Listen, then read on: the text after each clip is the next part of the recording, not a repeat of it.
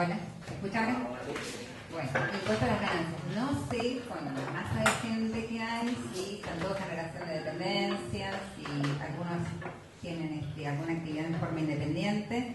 Pero bueno, vamos a hacer primero como una reseña histórica para ubicarnos en el contexto y después abriremos tipo taller para sacar las dudas que ustedes necesiten evacuar, ¿sí? Entonces, ¿quieres ir pasando? Bueno, los antecedentes de la tributación pública, no precisamente ganancias, sino de toda la tributación. Los primeros antecedentes se ven en la Edad Media, donde se reconocen tributos locales sobre la propiedad. En el siglo XVI se aplicó en Florencia un impuesto a los réditos que se denominó scala. En Francia, en el siglo XVII y XVIII, el impuesto se denominó talla y posteriormente la capitación graduada. En Gran Bretaña, hacia fines del año 18, se sancionó el acta de ayuda y contribución, que es en realidad el antecedente de lo que hoy más o menos manejamos, que es la capacidad contributiva. Antecedentes argentinos. El primer proyecto de instalación del gravamen sobre los beneficios data de 1971, pero no fue tratado en cámaras y entonces quedó sin ser sancionado ni nada. Le siguieron otros proyectos en 1919, 1922, 1924, que entonces sí fueron elevados a carácter de ley. En 1932 se estableció mediante el decreto impuesto de emergencia de los réditos con características de un impuesto cedular. Un impuesto cedular es cuando se reparten como por categorías, que es lo que estamos grabando, no un impuesto global. 4 categorías de ganancias con sus propias tasas y el global. El Congreso, en ese mismo año, lo convirtió en ley bajo la ley 11.586.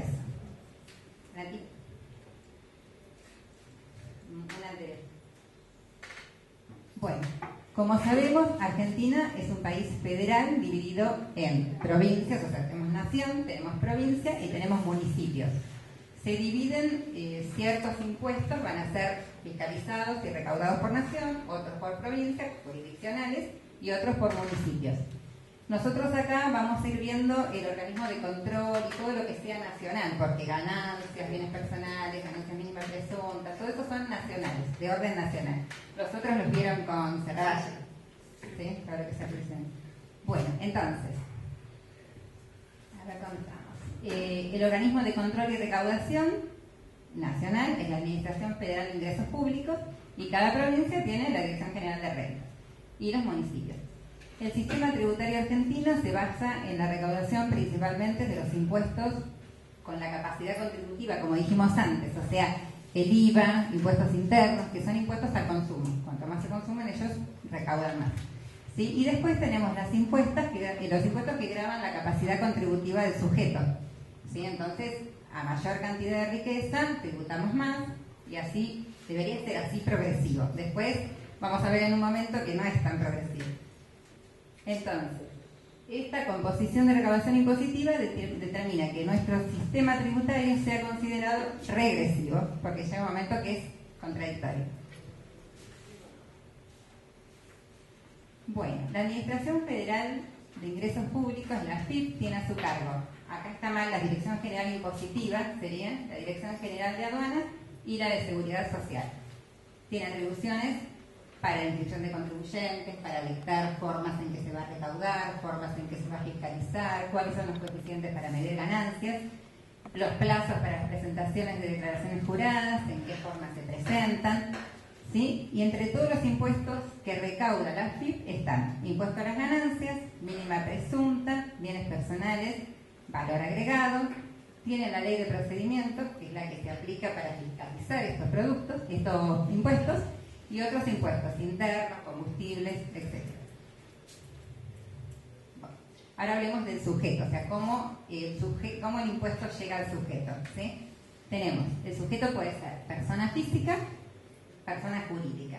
Y está la persona, sucesiones indivisas, que es cuando, bueno, fallece alguien, se crea la figura impositiva de la sucesión indivisa hasta que salga la declaratoria de herederos y entonces el que hereda sigue tributando, ¿sí? Las alternativas de la condición ante la AFIP, olvidémonos de cuarta categoría, sino todas las personas, es que pueden ser monotributistas o pueden ser responsables inscriptos. Si son monotributistas, que más adelante van a tener una escalita con ciertos parámetros, pueden inscribirse si cuentan o cumplen con esos parámetros. La totalidad de ingresos, dividido en categorías, la superficie afectada a la actividad, la cantidad de kilowatts que se gastan. Todos esos parámetros hacen que yo me pueda encuadrar en un monotributo y lo que hago es pagar una cuota mensual en donde tengo ganancias e IVA, la parte de autónomo y la parte de obra social, con la posibilidad inclusive de adherir a mi grupo familiar a la obra social. Eso es dentro de unos parámetros. Si no puedo estar en esos parámetros, soy responsable inscripto.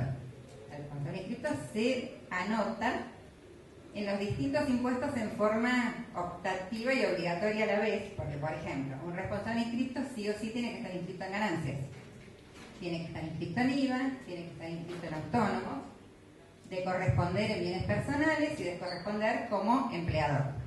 ¿Sí? ¿Hasta ahí vamos? Perfecto. Ambas alternativas lo que no contempla, por ejemplo, es bienes personales o empleador. O sea que, siendo monotributista, puedo tener que anotarme como empleador y puedo tener que anotarme como contribuyente de bienes personales. ¿Sí? ¿Les quedó claro más o menos cuáles son las... No, ok. Bueno, podemos... No, pero pregunten porque si no, en la medida que avancemos después... No, más o menos entendiendo, o sea que es o una figura o la otra. Es optativo, o sea, yo puedo ser monotributista en forma optativa. Sí, pero de ser responsable inscripto sería como una categoría más, son por así distintas decirlo. claro, a ver, fíjate en la última filmina que así ¿dónde está la tabla? En la de acá. ¿Ves? Para ser monotributista se deben cumplir ciertos parámetros. Por ejemplo, si hago servicios, no me puedo pasar de 200.000 pesos en el año de ingresos. ¿Sí? La superficie afectada no puede ser más que 200 metros cuadrados. Por donde ejemplo. yo ejerzo mi actividad, la superficie no puede ser mayor a eso. Los ingresos que yo recaudo anualmente me van a caer en alguna de las categorías en las cuales me tengo que inscribir. Exacto. Y si en el transcurso del año cambian mis ingresos, yo me puedo recategorizar cada 4 meses. Hay una opción que te brinda la FIP, en la cual podés recategorizarte. Entonces, generalmente cuando uno empieza con una sociedad, con una pequeña empresita, te categorizás en la B, por ejemplo, porque uno no sabe cuántos ingresos vas a tener anuales, y a medida que esos ingresos van se van siendo mayores, claro, te vas recategorizando en la categoría que te corresponde. Y los kilowatts hora se supone que por los bienes de capital que uno tiene, si fuera una pyme, etcétera, lo que gasta en la producción. Claro, pero inclusive ahí estamos hablando más de la persona que desarrolla una actividad, no un servicio o no un profesional. Si no, un taller tal cual. Ahí que va a consumir más electricidad. Electricidad, la superficie que ocupo para desempeñar la actividad. ¿Qué pasa si se desequilibra mucho de cada uno de ellos? Es que cada 4 meses, en enero, uno se ve en relación a uno, a cualquiera que se desequilibre. el mayor parámetro. O sea, vamos a suponer que yo estoy, no sé, en la categoría C. Y en la categoría C, mañana dije, bueno, me cambio, me mudo de lugar y ahora el local es más grande. Tengo que fijarme dentro de los parámetros cuántos metros cuadrados estoy ocupando y por ahí, por eso solo aumenta mi categoría, no por mis ingresos. ¿Sí? Como también puede bajar. Un profesional, por ejemplo, no sé, cobra un juicio. Y cobra un juicio bastante importante y bueno, me pasa por tributo a una escala mucho más grande. Por ahí no cobro un juicio todos los meses. Entonces, después puedo bajar inclusive hasta la mínima. Ahora sí le agregaron al monotributo, por ejemplo, otros condimentos. Hasta hace poco era así. Era nada más que eso lo que tenía que tenerse en cuenta. Ahora, la persona que llega a la categoría F, por ejemplo, cuando está el vencimiento de la recategorización, en enero, en mayo y en septiembre, tiene que presentar una declaración jurada, que es informativa, nunca va a dar a pagar. Pero ahí informa a quién le facturó, cuántas facturas le hizo, cuánto te gastó en tal cosa, directamente. Cruzamiento. Es un cruzamiento y la verdad que a ellos les sirve porque, por ejemplo, yo anoto un empleado, entonces pongo que tengo un gasto en empleado, que tengo un gasto en alquiler, y hay otro parámetro que acá no se muestra, que es que si superas creo que era el 40% de la categoría de 200.000 pesos, ya tampoco puedes estar en monotributo. ¿Sí?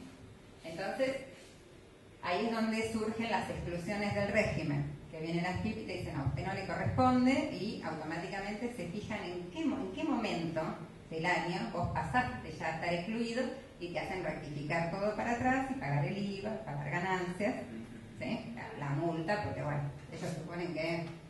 Porque el monotributo está contemplado, todos esos impuestos en el importe mensual que uno paga, está contemplado IVA, Claro, contemplado ganancias. está dividido en 3 ítems. El primero es el impositivo, que me marca el ingreso y todos los parámetros.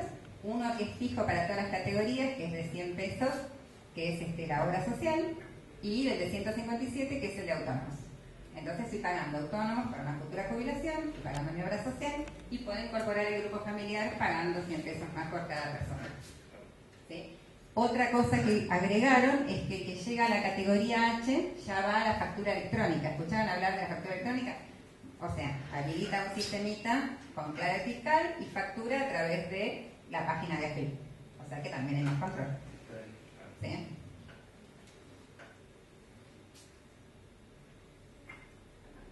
A ver, un poquito más. Una más. Bueno, para poder entender cómo funciona el impuesto, dijimos que era cedular. Cedular quiere decir que está dividido como en 4 tipos de rentas, por ejemplo, el nuestro, de primera categoría, de segunda, de tercera y de cuarta. Tenemos 2 criterios para poder apropiar al ejercicio fiscal qué ganancias voy a tomar. El criterio de lo devengado y el criterio de lo percibido. Devengado es cuando se producen los hechos y no importa si yo lo cobré o lo pagué. ¿Sí? Si el hecho se produjo, yo ya lo grabo. Y percibido es cuando yo cobré o pagué. Las rentas de primera categoría, que son las rentas del suelo, o sea, los alquileres, todo lo que yo invierta en obtener una renta, todo lo que sea rural o urbano, esa es por lo devengado. O sea, yo tengo un contrato de alquiler, no me lo pagaron, tributo igual. ¿Sí? Rentas de tercera categoría serían las empresas, todas las empresas y todas las demás actividades que no entren ni en primera, segunda o cuarta categoría. ¿Sí? En estas también es por lo devengado. Yo puedo haber efectuado ventas de distinta índole, todo lo que sea relacionado con la actividad, y tengo un montón de créditos a cobrar, no importa. Para la FIP es renta y se graba. ¿Sí? Lo otro lo tendré en mi patrimonio como crédito.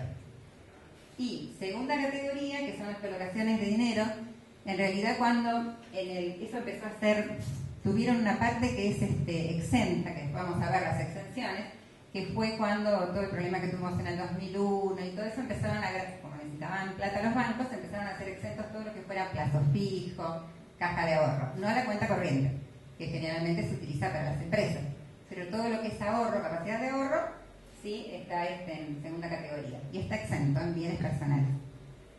La renta de cuarta categoría, que es la más, creo más importante acá, es más sensible, es la de trabajo en relación de dependencia, las jubilaciones, todos los cargos públicos, o ejercicio de profesionales liberales, dirección, sindicaturas, todo lo que sea trabajo personal. ¿Sí? Todo eso que estaba exento, ¿no es lo que se sacó el corralito después? Y, sí. Sí. O sea, estaba exento un pequeño porcentaje, pero el 100% fue para la cerca del Estado. Claro. Sí, y después la gente que iba poniendo otra vez en plazo fijo, ahí quedó exento. Hasta el día de hoy, por lo menos está exento. Todo lo que sea plazo fijo, caja de ahorro. El resto no. Sí, lo que hay que tener en claro también es que las rentas se dividen en distintas clasificaciones. O sea, como explicaba, tenemos de primera categoría, que son las que se obtienen por la locación de inmuebles urbanos y rurales. Entonces, las de segunda categoría, las de tercera y cuarta. Todos los tipos de rentas que uno obtiene va a clasificar en alguna de estas 4 divisiones. Y hay que tener muy en cuenta lo que significa por lo devengado y por lo percibido, que son términos nuevos, no son nuevos, pero son nuevos para ustedes, que no podían. Ahora, no mencionó. Dijimos que también era global. ¿Qué quiere decir? Yo puedo ser profesional y a la vez tener un negocio y entonces estoy en tercera categoría y a la vez haber invertido y entonces tengo segunda. O sea, puedo tener las 4 categorías en mi declaración jurada. ¿Sí? Bueno, Y lo del impuesto seguro lo dijimos, lo global. A ver. Bueno, característica del impuesto a las ganancias. Es directo, o sea, la carga tributaria no puede ser trasladada por el sujeto de derecho. O sea, voy a ser yo quien esté cargado con ganancias, ¿sí? En otros términos, que sea el mismo que pagó el tributo al fisco el individuo que soporte la detracción de la riqueza. Es personal, tiene en cuenta al individuo, sujeto del impuesto, con sus circunstancias y en particular su capacidad contributiva, que era lo que hablábamos antes, a mayor riqueza, mayor el impuesto. Es una herramienta fiscal, es progresivo, se considera que es progresivo porque es una herramienta fiscal redistributiva de riqueza. Se basa en el criterio de que aquellos individuos que más beneficios obtienen y poseen una mayor capacidad contributiva efectúen aportes progresivamente mayores, que le permiten al Estado cumplir su papel prestando aquellos servicios de carácter indivisible como son la salud, la seguridad, la educación. Claro, el que más gana, más debería de aportar en lo que es impuesto a las ganancias. O sea, eso es lo que significa progresivo. Directo porque le va a incidir directamente a la persona que es el sujeto del impuesto. Y es personal porque tiene en cuenta al individuo y al sujeto del impuesto. Eso no es discriminatorio porque ya cuando se habla de términos porcentuales, el que más gana ya está pagando más del que menos gana. Por lo tanto, cambiar el índice es, desde mi punto de vista, discriminatorio. Sí, en realidad vos lo que estás diciendo es que si tuviéramos un porcentaje para todo el mundo, a tener más ganancias, aplicando el porcentaje, ganamos más. Sí, pero aparte de eso, la escala, que hace mucho que está la escala, prevé que arrancamos desde el 9% hasta el 35%. O sea, todas las empresas directamente al 35%. Es como, no tenés escala. Pero en las sociedades, en las asociaciones indivisas, en las personas físicas, bueno, o sea, de acuerdo a cómo te quede la ganancia neta, que ya vamos a ver cómo se obtiene, te quedás parada en un tramo, así como lo del monotributo, en el 9%, el 14%, 21%, sí, es más Ahora vamos a ver la tabla para... Sí. A ver, bueno, concepto de ganancias se entiende. A ver qué más. Bueno, acá, la teoría de la fuente y la teoría de balance, que es lo que nosotros aplicamos acá en Argentina. Teoría de la fuente es para las personas físicas y las asociaciones indivisas. O sea, ahora vamos a ver con qué cuenta. Y la teoría del balance es para los balance, lo dice la palabra, para las empresas. Compara qué tengo yo al final del ejercicio, la empresa, contra lo que tenía al inicio. Y eso es lo que graba. El rendimiento que tuvo, que puede ser rendimiento, puede ser un quebranto. Pero eso es lo que compara. Y la teoría de la fuente es la ganancia que puede ser alcanzada por el impuesto, debe reunir 3 requisitos. Sí o sí los 3. Si uno de los 3 falta, no puede grabarse. Periodicidad, que quiere decir que el beneficio de la renta debe tener un carácter habitual. O sea, no es que se pierda cuando tengo la renta. Para la teoría que nos ocupa, una ganancia excepcional no podría estar sujeta al pago del impuesto. Acepta el requisito de periodicidad, se cumpla cuando se configura lo que se da a llamar periodicidad potencial. Esto es cuando, lo que hablábamos, por ejemplo, del abogado, ¿sí? El abogado no es que tenga una periodicidad y va todos los meses a cobrar un honorario, pero como su actividad es así, se considera que es periódica porque va a seguir cobrando honorarios. Entonces ahí sí lo cumple. Permanencia de la fuente quiere decir que no se extingue la fuente cuando yo obtengo una ganancia. Por ejemplo, el caso de los alquileres. ¿Sí? Yo tengo la ganancia, recibo el cobro y eso va a seguir funcionando. Eso es periodicidad. Permanencia, perdón. Y habilitación es que esté... A ver, la fuente por sí no puede producir resultados sin la acción de un individuo. ¿Sí? Entonces, acá, por ejemplo, habilitación en relación, para explicarlo bien, se vincula con el sujeto de la fuente. La fuente por sí no puede producir resultados sin la acción del individuo. Por ejemplo, avisar por ejemplo, si yo quiero alquilar una propiedad, lo tengo que avisar lo tengo que publicar. ¿Sí? ¿Se entiende? Entonces, ahí hay habilitación. Cumpliéndose estas 3, se graba por la teoría de la fuente. ¿Sí? Bueno, a ver, ¿qué se entiende por ganancias? Bueno, esto es lo que vimos. Son ganancias gravables, según la fuente. Los rendimientos de renta son enriquecimientos susceptibles de una periodicidad que implique permanencia de la fuente que los produce y su habilitación. Y la del balance, el beneficio a gravar es el que resulta de la comparación de un patrimonio final con un patrimonio inicial. ¿Sí? Bueno, el impuesto grava las ganancias obtenidas por las personas físicas y las sociedades de todo tipo residentes en el país, tributando sobre la totalidad de las ganancias obtenidas en el país y en el exterior. Este es el llamado criterio de renta mundial, que incluye las rentas de fuente argentina y las de fuente extranjera. Es decir, una persona que reside en el país y tiene rentas de fuente argentina y fuente extranjera paga por las dos. Sí, lo que se hace y lo que permite la AFIP es tomar como un crédito cuando yo tengo impuestos análogos en el exterior. O sea, no se grava dos veces. Si pagué algo en el exterior, me lo tomo ahora como un crédito. ¿Sí? Ahora, la persona que reside en el exterior y tiene bienes acá, paga nada más que sobre los bienes que tiene en el país. ¿Sí? ¿Quedó claro? Sí, eso en función de los países, ¿no? Hay acuerdos. Eso sí, hay cuando acuerdos. hay preguntar, si siempre o solamente unos lugares donde hay un convenio de doble imposición. Claro, hay acuerdos, sí, tienen que tener un convenio firmado en donde vos pagaste algo, por ejemplo, no sé, en España. Entonces acá no lo volvés a grabar y te lo tomás como un crédito, pero tiene que haber un convenio firmado. Sí. Por ejemplo, en Perú, si no, se pagaría dos veces. ¿Cómo? Con Perú creo que no hay convenio, se Y pagaría. se pagaría dos veces, tal cual. El crédito significa que si acá es más el impuesto que paga la diferencia. Se paga la diferencia. Sí, se paga la diferencia. ¿Se entendió? Sí, acá en Argentina se utilizan las dos teorías, entonces la de la fuente y la del balance. Entonces cuando se estudien, fíjense, según la renta, se utiliza una o la otra teoría, No las dos, según la categoría. porque también podría ser las dos. Si uno tiene ganancia en uno, No, claro. puede rentar el Sí, patrimonio. sí, pero depende, o sea, vos lo considerás renta de balance, por ejemplo, es una empresa. Ahí aplicás para la empresa la renta de balance. ¿Sí? Y para vos, persona física, la renta de la fuente. Como director de la empresa, como Claro. Sí, inclusive ahí estoy. Las empresas, vos sacás, o sea, vos perteneces a una empresa, vas sacando honorarios. Esos honorarios van a estar grabados después en tu declaración jurada. En el caso de la prestación de servicios, Sí. ¿aplicaría el lugar donde efectivamente se lleva a cabo o el lugar de residencia o habitualidad de negocios del...? El de residencia. Vos decís, por ejemplo... Yo presto servicios en el exterior.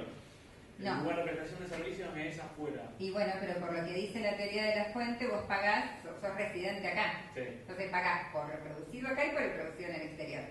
Con la diferencia que si en el exterior también te están cobrando un impuesto sobre esas rentas que vos obtuviste en el exterior, lo tomás como crédito. Ah, ok. ¿Sí? ¿Desde qué año es eso? Pero eso es solo para... Hace bastante, ¿no? Sí. Eso es solo a nivel federal, ¿no? Porque, por ejemplo, para consultoría en Brasil, que yo hacía eso, uno se anota en el impuesto a nivel municipal, estadual o federal. Y yo, porque el nivel de mi consultora era a nivel municipal, pagaba Claro. el municipal, pero ahí no podía. Ahí no, porque Ahí son podía. distintos. Es solo a nivel federal. A nivel federal. O sea, Claro. tiene que ser a nivel federal porque la FIP también es federal. Sí, claro, por eso Claro. que el convenio no llega a esos tres No. niveles, porque el país allá tiene esos niveles. Exactamente. ¿Mm?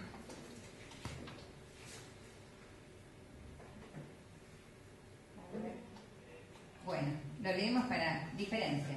La primera categoría que dijimos que era la de la obtención de ganancias del suelo, ¿sí? La segunda categoría que eran inversiones o rentas financieras. Y la cuarta categoría, que es la de relación de dependencia o todo trabajo independiente, tributan por todos los enriquecimientos susceptibles de una periodicidad que implique la permanencia de la fuente y que los produce y habilita. Ah, ¿Qué Es lo que antes. Claro. ¿Sí? ¿Qué ibas a preguntar? No, eso sí, que ahí se daban cuenta de cuándo se utiliza teoría de la fuente y cuándo se utiliza teoría de balance. Claro. O sea, fíjense que quedó únicamente la tercera categoría afuera, que es la categoría de las empresas. ¿Sí? Cuando las empresas presentan balance, todas las empresas, Que la primera y segunda estarían en la fuente. Puede ser. la primera, la segunda y la La cuarta. Claro, sí. La cuarta. La ¿sí? tercera que balance. Claro. Claro, teoría de balance lo presentan únicamente las empresas. ¿Sí? La primera y tercera categoría ya habíamos dicho que el criterio era por lo devengado. ¿Qué quería decir? Que independientemente que cobren o no, se tributa. Y en cambio la segunda y la cuarta tributan por el criterio de lo percibido. Cuando habla de que implica la permanencia de la fuente que produce esas ganancias, Sí. significa que una empresa o un individuo que alquile una propiedad, cuando deja de alquilar, Claro, sí. desaparece la permanencia. Claro, vamos a suponer, usted tiene un alquiler, ¿sí? Entonces se anota en rentas se nota en la FIP como contribuyente y empieza a obtener ganancias por el alquiler. Ahora los alquileres, vamos a poner el caso específico de alquileres, más de 1.500 pesos está alcanzado por el IVA y aparte, independientemente de que no sean 1.500 pesos, ya obtengo una ganancia, ¿sí? Yo mientras dure mi alquiler tengo que presentar todos los años la declaración de ganancias, con todos los ingresos, me hayan pagado o no me hayan pagado. Y hago las deducciones que me permite la ley. Y ahí tributo. Vamos a suponer que después no alquile más. No alquile más y no lo destine más a la actividad de alquiler.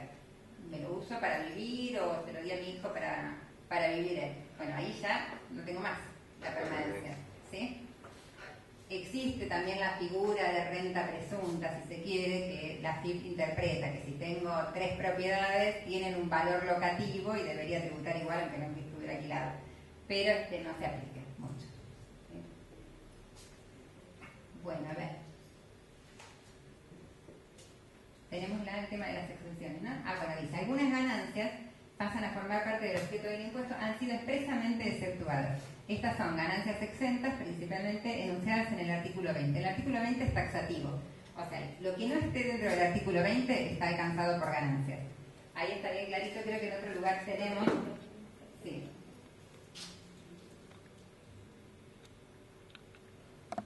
Artículo 20. Son las ganancias del fisco nacional, provincial y municipal, las ganancias de entidades exentas ya las FIP, las no preexentas, ¿no? De impuestos de leyes nacionales, siempre que la exención alcance a este impuesto y que las ganancias deriven directamente de la explotación o actividad principal que motivó la exención. Es decir, yo le pido una exención a la FIP, no puedo moverme de la actividad y el objeto que tenía esa empresa cuando me dieron la exención, sino ya cambia. Las remuneraciones de diplomáticos, agentes consulares y demás representantes oficiales de países extranjeros en Argentina, las ganancias derivadas de edificios de propiedad extranjera, destinadas para oficina o casa habitación de sus representantes, los intereses provenientes de depósitos fiscales de los mismos extranjeros y toda condición de reciprocidad. Las utilidades de las sociedades cooperativas de cualquier naturaleza y las que distribuyan las cooperativas de consumo entre sus socios. Lo de las cooperativas, hubo mucho auge de las cooperativas que se fueron armando por las empresas que quedaban varias, todos los empleados se unificaban como cooperativas y seguían trabajando. En realidad no se entendió que eran cooperativas y que no era con un fin de lucro como una sociedad comercial, por eso se las aceptó. Después, ganancias de instituciones religiosas, las ganancias de asociaciones, fundaciones, entidades civiles de asistencia social, salud pública, caridad, beneficencia, educación, cultura física o intelectual, siempre que dichas ganancias se destinen a los fines de su creación y no distribuyan entre los socios. O sea, las ganancias no se distribuyen en este tipo de empresas, vuelven a formar parte del giro para seguir haciendo cosas en función de los socios. Esta exención no alcanza a las entidades dedicadas a la explotación de espectáculos públicos ni juegos de azar, carreras de caballos o similares. Tampoco a las asociaciones o entidades gremiales que desarrollan actividades industriales o comerciales, porque ya ahí entran como sociedad comercial. Las ganancias de entidades mutualistas, todas las ganancias sin fines de lucro que cumplan con las exigencias de las normas legales y reglamentarias, los beneficios que estas proporcionan a sus asociados. Los intereses originados por depósitos de caja de ahorro, cuentas especiales de ahorro o plazo fijo o depósitos de terceros, efectuadas en instituciones sujetas al régimen legal de entidades financieras. Se excluyen los intereses de depósitos con cláusula de ajuste. ¿Sí? Los intereses de créditos laborales, reconocidos en sede judicial o administrativa, las indemnizaciones por antigüedad en los casos de despido, porque eso, ya inclusive si lo razonamos, a una persona, por ejemplo, le entregan una indemnización, eso no es algo habitual y que va a permanecer, entonces eso no está alcanzado, ¿sí? Las indemnizaciones por causa de muerte o incapacidad producida por accidente o enfermedad, no están exentas las jubilaciones, eso fue están tratadas como ganancias de cuarta categoría de relación de dependencia, entonces inclusive van a notar jubilaciones en donde se les hace la retención de ganancias. Y después, si superan el mínimo establecido por la ley, que son 144.000 pesos en el año, tienen que hacer la declaración de ganancias y tomar a cuenta esas retenciones que hicieron como un empleado de cuarta categoría. ¿Sí? En la anterior que decía que estaban exentos, excepto los que tenían cláusula de ¿cómo es? Cláusula de velocidad. No, ¿De cuál? de actualización. De cláusula de ajuste. De ajuste. Ah, cláusula de ajuste. Se refiere a que la actualización por inflación, esas cosas. Sí, bueno, pero no, ahí no estaríamos hablando de jubilación, porque dice las Tiene ganancias. intereses, ¿no? Claro, de intereses. Intereses, no, dice cláusula de ajuste. La cláusula de ajuste, ¿por qué? ¿Por inflación eso? Lo que pasa es que cuando vos, por ejemplo, una cosa es cuando vos pones plata en una entidad financiera, como caja de ahorro, el interés es mínimo. Entonces, eso no está alcanzado. Pero si tiene una cláusula de ajuste donde voy a tener un ingreso superior, ya eso sí, ya estoy como haciendo una inversión. Si en cambio caja de ahorro, vos no tenés casi nada. Pero plazo fijo tampoco tributa, No, porque tiene un monto... tiene una definido cláusula de ajuste, momento. pero es Sí, sí. mínimo también. Acá cuando habla de cláusula de ajuste son ajustes especiales. A ver, ¿dónde quedamos? Las ganancias por la explotación de derechos de autor. Bueno, esto se puede... Ese monto de derecho de autor me parece ínfimo, ¿no? Sí, sí, sí. Bueno, igual Medio los ridículo, montos, ¿no? igual los montos de las FIP quedaron todos así. Sí.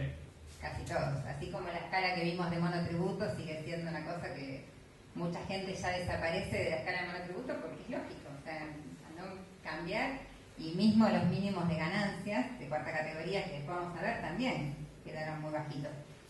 Mismo los mínimos que obligan a la presentación de ganancias también. Por ejemplo, una persona que gana 96.000 pesos en el año, ya sí o sí tiene que tributar bien, no tributar, presentar bienes personales que puede darle a pagar o no. Pero tiene la obligación de presentar y si no tiene por la ley de procedimientos, multas. Y la persona que supera los 144.000 pesos también tiene la obligación de presentar, cuando ya ahora estamos hablando de montos de 250.000 para la presentación de otro tipo de formulario. Quedaron siempre, no se actualizaron.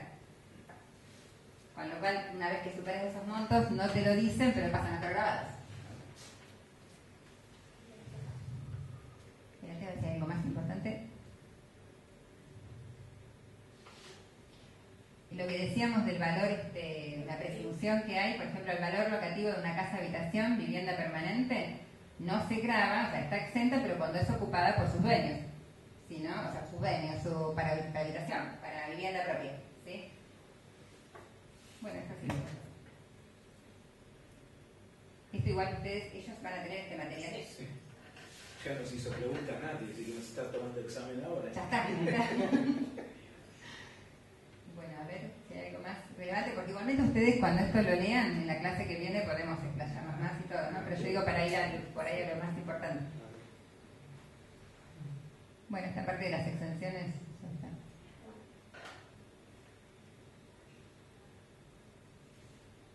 No, esto lo vimos, ¿no? Espera. Nos quedamos en Esto lo vimos, sí. A ver. Ah, si querés vamos a... 35%. Exacto. Esto es lo que habíamos hablado cuando empezamos al principio de la teoría de la fuente y la teoría del balance, que dijimos que las alícuotas iban a ser progresivas, que era lo que decía el señor, que son progresivas, pero a la vez, si hubiera sido un porcentaje directo, como en el caso de las personas jurídicas, sería más equitativo. ¿Por qué? Porque las otras, las que es de personas físicas, van desde el 9 al 35%. ¿Querés poner la tablita? Así ya la mostramos. Me parece que pasa.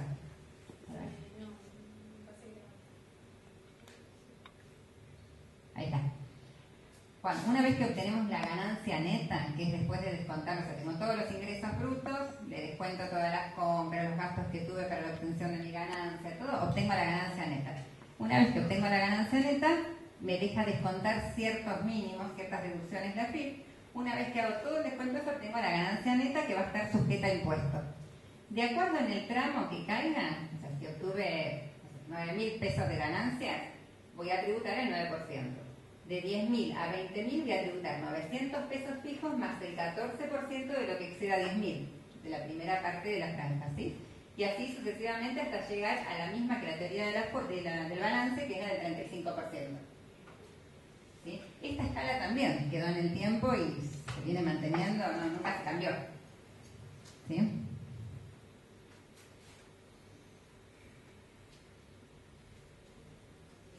Bueno, a ver. Eso lo vemos después cuando empecemos con cuarta categoría. No.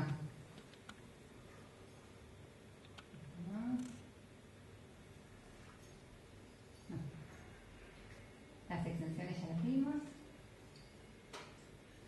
Empezamos con cuarta. Empezamos con cuarta categoría, que es la que nos interesa a todos. Bueno, cuarta categoría, entonces dijimos, son las del artículo 79 de la ley y pueden ser relación de dependencia, jubilaciones, honorarios. ¿Por qué honorarios? Porque cuarta categoría encierra a la actividad efectuada en relación de dependencia como la independiente en cuanto a una prestación de un servicio, por ejemplo. Así todo lo que sea personal, prácticamente. Entonces, tiene una particularidad la relación de dependencia y las jubilaciones, que es lo que hablamos. Tenemos un mínimo para presentar ganancias, que son los 144.000 pesos, y tenemos ciertas deducciones que la ley permite.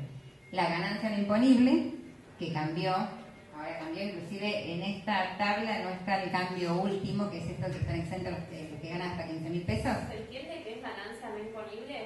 Ese es el punto que Es lo que la ley, claro, es lo que la ley no grava. Claro. Cuando yo le observé a Massa, el actual candidato, que estaban persiguiendo a los artesanos en el Tigre, dijo que no pagaban impuestos. Y ningún artesano puede ganar por encima del mínimo no imponible, por lo tanto están exentos de impuestos, Sí. cosa que él debería haber entendido mejor que yo, que todavía no he hecho este curso. Sí, lo que pasa que bueno, debe suponer que ganan, que son artesanos, pero a la vez ganan más. Hay mucha disputa con eso por el tema de que también El control es difícil. el control y hay es otros, difícil. como empleados de otros. Los negocios también se quejan, porque los negocios pagan impuestos, pagan alquiler para todo y los artesanos no lo Que pagan. tienen mesita en la ciudad pagan un mínimo. Claro, no, pero no es como un canon, no Sí. es esto. No es un cambio. Es como un canon, como pasa también en la salada. Sí. En la salada pagan un canon y después el que es más o menos un contribuyente. ¿El canon público o el canon privado? Tal Claro. cual, tal cual, sí, tal cual. Porque después hay gente de la salada que se anotó en monotributo y está pagando. Y hay gente que paga nada más que el canon por el postito. Ah. Bueno, acá, las deducciones que permite la ley, el artículo 23. Entonces, la ganancia no imponible es hasta donde el fisco supone que no tengo que cobrar impuestos, pero son, antes de esta reforma nueva, 15.552 en el año. ¿Sí? Cargas de familia, cónyuge. Puedo descontar el cónyuge, pero si no trabaja. O sea, si obtiene una renta que supera los 15.552 pesos, no la puedo descontar. O sea, ya ella tiene sus ganancias, yo tengo las mías, es decir, con los hijos pasa lo mismo, hasta 24 años que no estén trabajando también los puedo descontar, en un monto para descontar, pero si están trabajando, ya obtienen sus propias rentas y ya no las puedo tener en lo mío.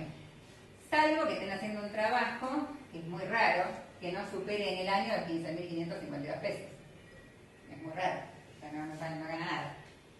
Después, todo lo que sean nietos, hermanos, suegros, padres, todo eso también se puede descontar hasta ahora. Pero ahora, por ejemplo, con este tema de la jubilación de ama de casa, mucha gente llegó a la jubilación. Entonces, antes vos podías descontar a tu mamá o a tu suegra, porque eran ama de casa y nunca se iban a jubilar, pero ahora ya teniendo el mínimo de jubilación no corresponde, porque tampoco las podemos contar más. Después, familiares a cargo, son estos que decimos, deducciones especiales. Bueno, especiales es que para los sueldos y las jubilaciones hay una deducción especial que es de 74.469, antes era de 62.208, creo. Entonces, a todas las ganancias que obtuve en el año en relación de dependencia le puedo restar el mínimo no imponible, le puedo restar la esposa o el esposo si no trabaja, los hijos, y puedo restar también esta que es exclusiva para esta categoría. ¿Sí? Después, gastos de sepelio, que puede ser, para que nunca, pero gastos de sepelio son por la persona contribuyente o por las personas que yo tengo a cargo. ¿Sí? Si tenés a cargo a tu suegra porque no tenía jubilación, no tenía nada, le pasó algo, bueno, hay un mínimo que se puede descontar. Pero son 996 pesos en el año. O sea que no. Después, Aparte es una sola vez. una No se puede poner varias veces. O sea que ni conviene. Bueno, después, créditos hipotecarios. Únicamente hipotecarios, si está entendido hipotecario para la vivienda única y la vivienda de permanencia, se pueden descontar hasta 20.000 pesos si la suma de los intereses que yo pagué en el año supera 20.000 pesos o hasta 20.000 pesos. Si fue menor, tomo la cifra de los intereses. ¿Sí? Después, primas de seguro lo mismo, y servicio doméstico tiene el mismo importe que el mínimo no imponible. La persona tiene que estar registrada. Ahora, actualmente cambió todo eso también. ya hay un sistema nuevo que como si fuéramos empleadores y tenemos que anotar a la persona, salta por el quit, o sea que no, antes en una declaración jurada vos podías poner a una persona y tomabas el mínimo que permitía la ley, ahora no se puede, porque tiene un quit, la persona un quit laboral, y entonces lo podés tomar únicamente si tenés una persona. Existe una presunción de que si la persona gana 250.000 o más, tiene que tener un empleado doméstico. Así que bueno, está ahí. Honorarios médicos y paramédicos. Un 40% con el tope de un 5%. O sea, se puede tomar hasta el 40% de lo que yo gaste en este tipo de honorarios, ¿sí? Pero hasta un 5% de la ganancia neta. O sea que si yo llegué a una ganancia y gasté más con el 40%, no puedo tomar hasta ahí. Tomo nada más que hasta el 5%. La cobertura médica, lo mismo. Tiene que ser una cobertura médica que se erogue del bolsillo. O sea, si el empleador me la está pagando, yo ya eso no puedo tomarlo, ¿sí? Después, lo del préstamo hipotecario ya lo dijimos. Y las donaciones. Las donaciones había un mínimo que estaba exento de presentar nada, que era de 2.400 pesos, que se consideraban las propinas, todo ese tipo de cosas. Ahora, para hacer una donación tiene que estar registrada a qué entidad le estoy donando, la entidad tiene que tener un número de quit y lo tengo que declarar, ¿sí? Y tampoco puede superar más que un porcentaje de la ganancia neta, o sea, no puedo estar ganando todo el tiempo. Si el pierdes hasta el 5%. El 5%. Tal cual. Bueno, a ver.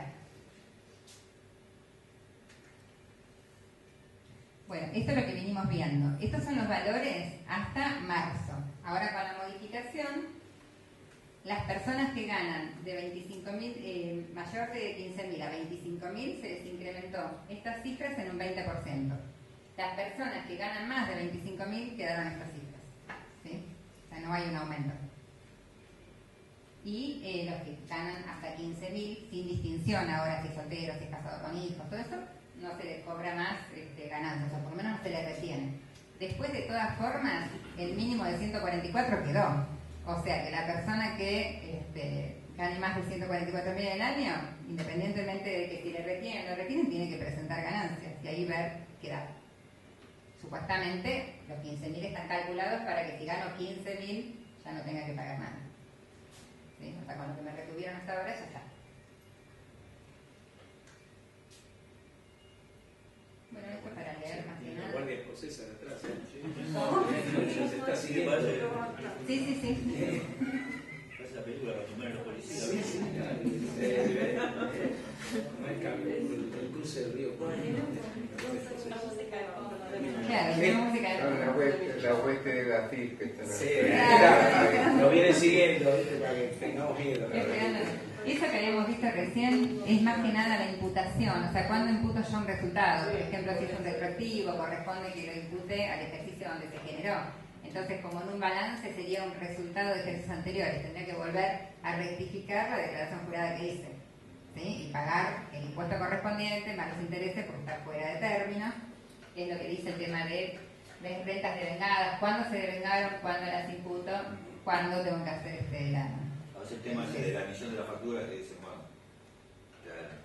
te la hago más adelante. Claro, tal cual.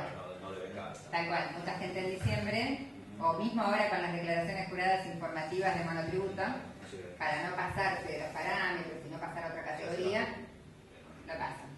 Sí. No hay máximo por persona, nada de eso. No. Bueno, a ver. ¿Hasta ahora? Y es mejor leerlo, como ella dice, y preguntarle. Claro, porque es muy, sí.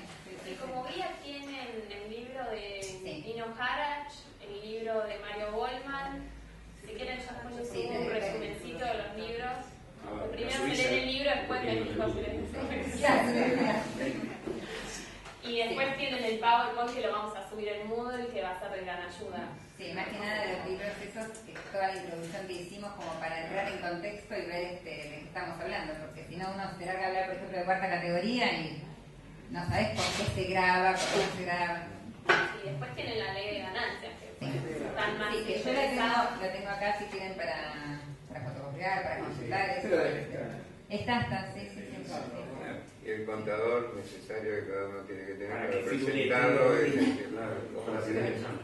Bueno, cuando nació el monotributo nos dijeron que no éramos necesarios. Los contadores. Ahora, con todo esto, volvimos a ser un poquito necesarios. Por eso el grado de confianza es muy importante. Sí.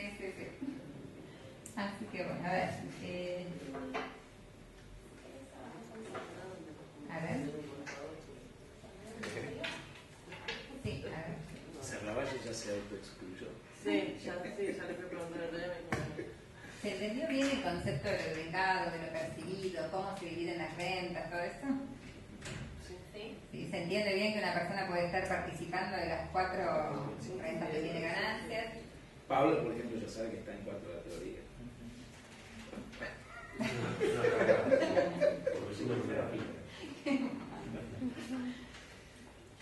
Y bueno, ¿qué más? A ver, algo más que les pueda decir hoy para que ustedes puedan leer esto bien. ¿Se entiende lo que es capacidad contributiva? ¿Eso bien, no? Bueno. Perfecto.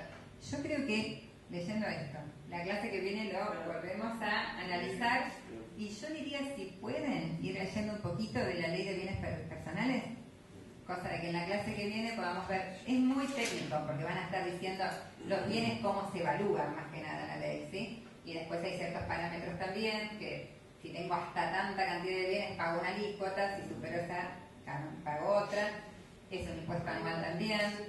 Ir leyéndola como para estar en tema y podamos aprovechar, ¿sí? La clase. Después, bueno, ganancia mínima presunta, la explicaremos también en su momento. ¿El sistema de autónomos se entiende bien cuándo corresponde, por ejemplo? No. Claro, por ejemplo, cuando dijimos que en las categorías una persona, si estaba como responsable inscripto, tenía que anotar, o sea, monotributo abarca todo, ganancias, IVA, autónomos y obra social, ¿sí? El responsable inscripto tenía que anotarse en IVA, tenía que anotarse en ganancias, tenía que anotarse como autónomo, ¿sí? Y tenía que buscar su propia obra social, porque no tiene una obra social estipulada por la FIP. El autónomo tiene una tabla en donde, de acuerdo al ingreso que tenga y a la actividad que desarrolle, va a tributar de acuerdo a esa tabla. Ese aporte de autónomos, como hacía el aporte en relación de dependencia, mañana va a ser lo que yo compute para una futura jubilación, ¿sí? O sea, yo voy a tener que juntar 30 años de aportes y tener 65 años actualmente en el caso de los hombres y 60 en las mujeres para poder presentarme a cobrar el beneficio jubilatorio. Antes en la caja de autónomos se anotaban para obtener el número de quit y después no pagaban nunca más. Como empresas tampoco pagaron y ahora en el momento de hacer la jubilación la gente se encuentra con que no tiene los aportes y no se puede jubilar. Después nació esta ley, la 24476, que nos deja comprar aportes como ama de casa. Pero es como que uno por ahí no le da la importancia, pero a la larga la tiene, porque si yo no computo los 30 años, no me puedo jubilar, ¿sí? Y está estipulado de acuerdo a cómo esté yo anotada en la FIP. O sea, si yo estoy en relación de dependencia, nada, porque me descuentan del sueldo y se aporta. Pero si yo soy un contribuyente independiente, si soy monotributista, yo sé que estoy aportando y sé que estoy aportando la mínima, no voy a tener otra que esa. Y si estoy en autónomo, yo puedo tener la que corresponde a la actividad o puedo tener una categoría optativa superior, ¿sí? Se dibuja. O sea, a través del tiempo, si uno haya aportado en categorías superiores, después queda al mínimo, ¿no? Pasó eso. Y al mismo tiempo, cuando uno está llegando a los 60 para jubilarse, pues le aumentan, como tiene más esperanza de vida. Sí, aumenta la edad. Pero sí, pasó eso con mucha gente que como optativo ponía la categoría D, que en su momento era bastante importante para pagar, y bueno, después en el momento de jubilarse no le resultó tampoco, no es que la proyecten. Por eso después existen los juicios que hay en seguridad social de reajuste por movilidad, tanto en relación de dependencia como en autónomo, porque si no, te sacan la jubilación y vos te quedaste con ese mínimo. Los profesionales no se pagan. Ahora, hay doble tributación en importe en lo que se paga para las jubilaciones a directores de empresas que tienen que estar en doble aporte como autónomo y como... Ahora estas dos jubilaciones no son computables. Lo que pasa es que después te van a computar un periodo aportado. Sí. O sea, te van a contar un periodo.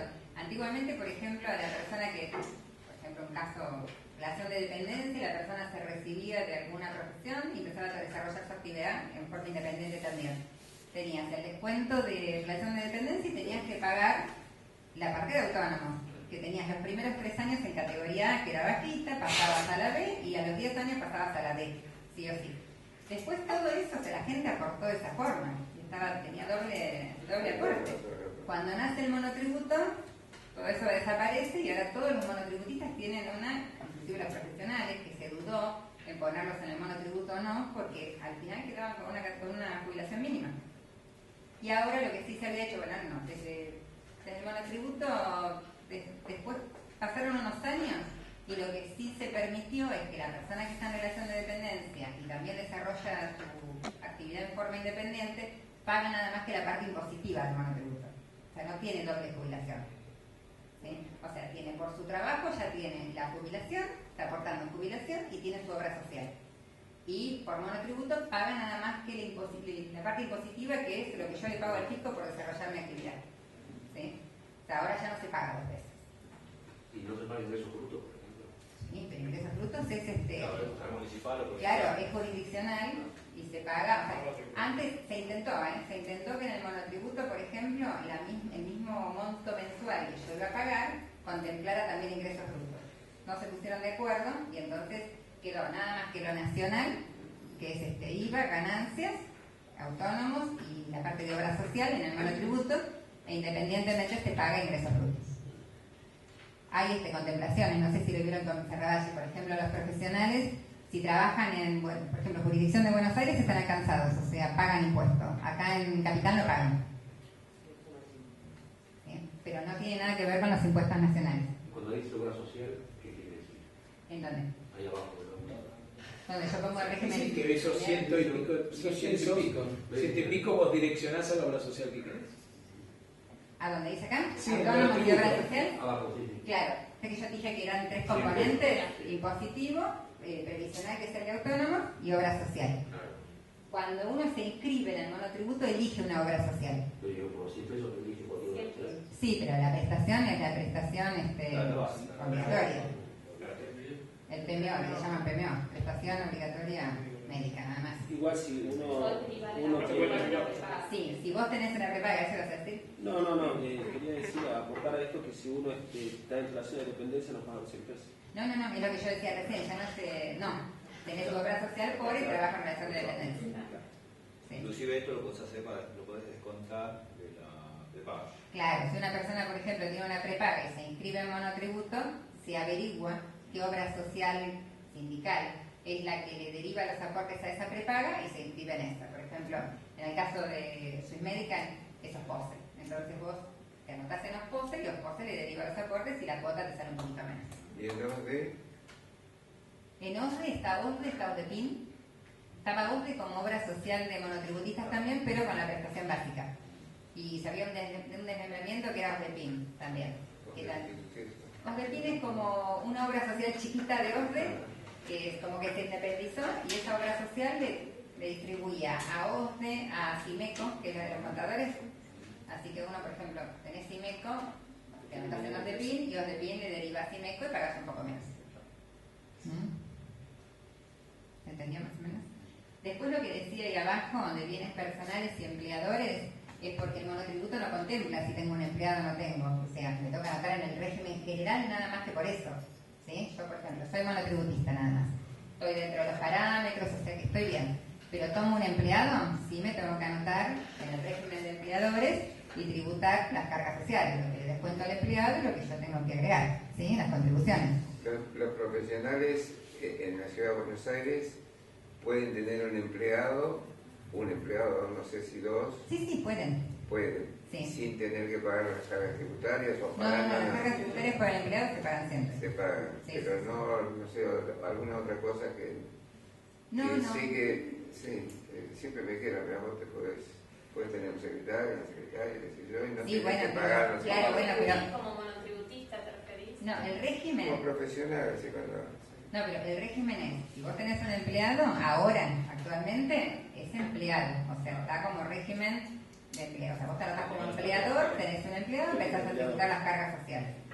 Sí, lo que usualmente a veces hacen, si en realidad podés demostrar que te está prestando un servicio, te ayuda no en forma permanente, ¿sí? Se anotan un monotributo a la otra persona también y te factura a vos. ¿Sí? Pero si después, o sea, hay habitualidad y todos los meses se paga lo mismo y todo, es una relación de dependencia encubierta y lo castiga. Independientemente que el número de factura no sea correlativo. Y hay que probarlo. Hay que probarlo. Generalmente hacen eso. O sea, no te dan números correlativos, entonces no está trabajando nada más que para vos. Entonces, si tiene su desarrollo es un servicio y una persona que se dedica a informática y yo lo tengo contratado en mi empresa, pero bueno, no quiero mostrar la relación de dependencia y hago que me haga facturas salteadas, bueno, puede trabajar en otro lugar y está prestando un servicio, pero bueno. Pero hay cientos de miles de personas que facturan correlativamente a la ciudad, que son contratados, qué sé yo, un médico que trabaja en un sanatorio, en un hospital, y que hace su factura todos los meses, que sé yo, te factura los ni siquiera en un hospital, que en un hospital por ahí hasta que eso se descubra, bueno, al mismo hay gobierno de la ciudad. El gobierno de la ciudad totalmente tiene, qué sé yo, personas por 5 o 10 años trabajando con factura, y después se incorpora cuando la... Según tengo entendido, ese método así de contratación y todo también lo tenía la FIP y ya lo eliminó, según tengo entendido.